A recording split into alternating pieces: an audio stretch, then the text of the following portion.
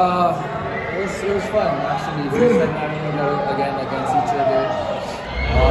Especially in this stage, diba? Sobrang taas stage PBA. I'm just really thankful we got the win, but I'm really happy for it.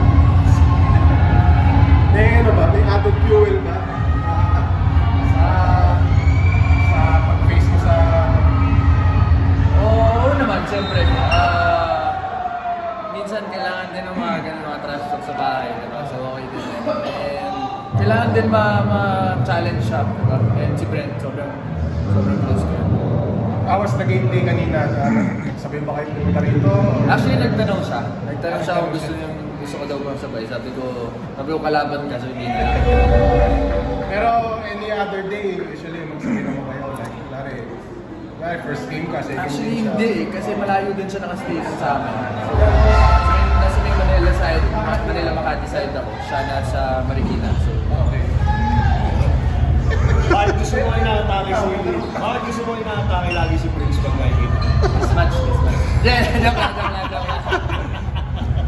Pero, may added fuel ba kanina? Siyempre naman, oo. Actually, nag-usap na kami kagabi pa lang. Tagal namin mag-uusap ni Prince. And sabi ko rin sa kanya, just play your game. Diba? Siguro konting kung may masashare ka man dyan sa team mo regarding me, sa strong right, strong left, whatever, kung ano yung pwede kong gawin, okay lang sa akin. Kasi siyempre team mo yan diba? How about your parents mo? How did they took this game? Oh, actually, sa gitna sila umupo, surprisingly. Pero sabi ko sa kanila, okay lang win sila. Richard, ano masabi mo na nagkakaroon ng opportunity si Prince sa therapy mo ngayon? Actually, sobrang saya ko. Kasi, yun nga, though he was with us for like a year, pero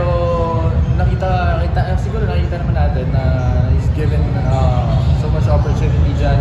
And he's playing really good for Lera.